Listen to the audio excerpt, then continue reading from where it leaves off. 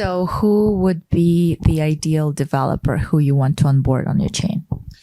I think they're a developer that got into blockchain for ideological reasons. Like they didn't just get into blockchain because of like, oh, I, want to make money X, Y, and Z. Like that's fine. That's great. That's normal.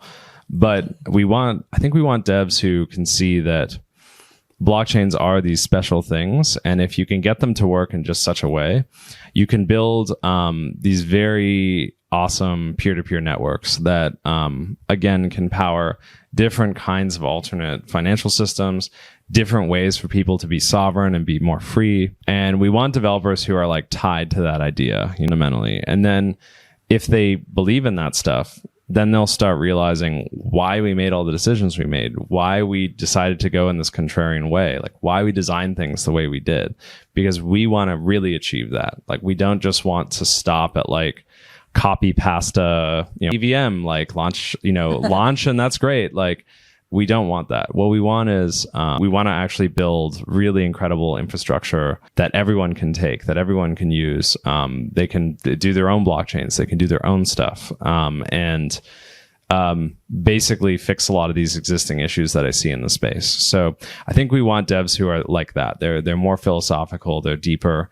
And ultimately those people, I'll say, if they're not totally focused on the money, they do build way more interesting things. I know for a fact a lot of the devs that built some of the best things we have in Ethereum and blockchain are not at all driven by money. In fact, money is the biggest problem in their life.